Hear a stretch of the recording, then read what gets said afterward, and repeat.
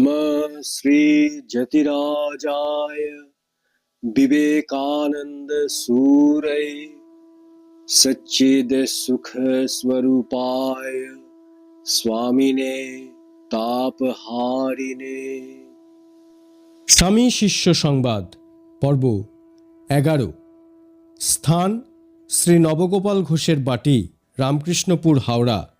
কাল 6 ফেব্রুয়ারি 1898, মাঘী পূর্ণিমা। শ্রীরামকৃষ্ণদেবের পরম ভক্ত শ্রীযুক্ত নবগোপাল ঘোষ মহাশয় ভাগীরথীর পশ্চিম তীরে হাওড়ার অন্তর্গত রামকৃষ্ণপুরে নূতন বসতবাটি নির্মাণ করিয়াছেন। নবগোপাল বাবু ও তাহার গৃহিণীর একান্ত ইচ্ছা স্বামীজির দ্বারা বাটিতে শ্রীরামকৃষ্ণ বিগ্রহ স্থাপন করিবেন। স্বামীজিও এ প্রস্তাবে সম্মত হইয়াছেন। নবগোপাল বাবুর বাটিতে আজ তদুপলক্ষে উৎসব।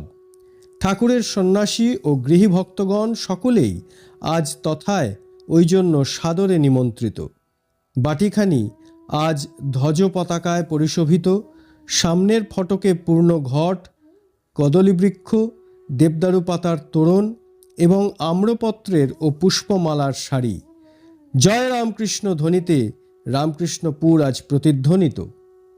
মঠ হইতে 3খানা ডিঙি ভাড়া করিয়া স্বামীজির সঙ্গে মঠের সন্ন্যাসী ও ব্রহ্মচারীগণ রামকৃষ্ণপুরের ঘাটে উপস্থিত হইলেন।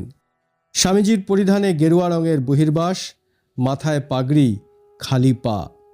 রামকৃষ্ণপুরের ঘাট হইতে তিনি যে পথে নবগোপাল বাবুর বাটিতে যাইবেন, সেই পথের 2 ধারে অগণিত লোক তাহাকে দর্শন করিবে বলিয়া দাঁড়াইয়া রহিয়াছে। ঘাটে নামিয়াই স্বামীজি, দুঃখিনী ব্রাহ্মণী কুলে কে শুয়েছ আলো করে, কেরে ওরে দিগম্বর এসেছ কুটির ঘরে, এই গানটি ধরিয়া স্বয়ং খোল বাজাইতে বাজাইতে অগ্রসর হইলেন। আর 2-3খানা খোলও সঙ্গে সঙ্গে বাজিতে লাগিল এবং সমবেত ভক্তগণের সকলেই সমস্বরে ওই গান গাহিতে গাহিতে তাহার পশ্চাৎ পশ্চাৎ চলিতে লাগিলেন। উদ্দাম নৃত্য ও মৃদঙ্গ ধ্বনিতে পথ ঘাট মুখরিত হইয়া উঠিল।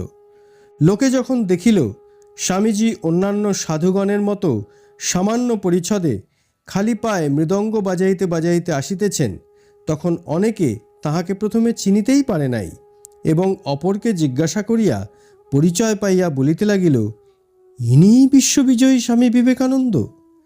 স্বামীজির এই দীনতা দেখিয়া সকলেই এক বাক্যে প্রশংসা করিতে লাগিল।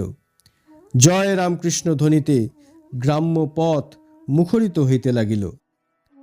গৃহীর আদর্শস্থল নবগোপাল বাবুর প্রাণ আজ আনন্দে ভরিয়া গিয়াছে। ঠাকুর ও তাহার সাঙ্গপাঙ্গগণের সেবার জন্য বিপুল আয়োজন করিয়া তিনি চতুর্দিকে ছুটাছুটি করিয়া তত্ত্বাবধান করিতেছেন এবং মধ্যে মধ্যে জয়রাম জয়রাম বলিয়া উল্লাসে চিৎকার করিতেছেন। ক্রমে দলটি নবগোপাল বাবুর বাটির দ্বারে আসিয়া উপস্থিত হইবা মাত্র গৃহমধ্যে শাঁখ ঘণ্টা বাজিয়া উঠিল। স্বামীজি মৃদঙ্গ নামাইয়া বৈঠকখানা ঘরে কিয়ৎকাল বিশ্রাম করিয়া ঠাকুর ঘর দেখিতে উপরে চলিলেন। ঠাকুর ঘরখানি মর্মর প্রস্তরে মণ্ডিত, মধ্যস্থলে সিংহাসন, তদুপরি ঠাকুরের পোর্সিলিনের মূর্তি। ঠাকুর পূজায় যে যে উপকরণের আবশ্যক, আয়োজনে তাহার কোনো অঙ্গে কোনো ত্রুটি নাই। স্বামীজি দেখিয়া বিশেষ প্রসন্ন হইলেন।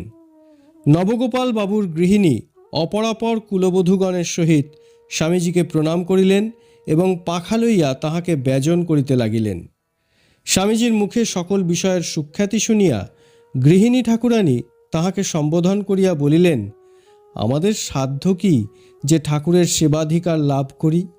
সামান্য ঘর, সামান্য অর্থ, আপনি আজ নিজে কৃপা করিয়া ঠাকুরকে প্রতিষ্ঠিত করিয়া আমাদের ধন্য করুন।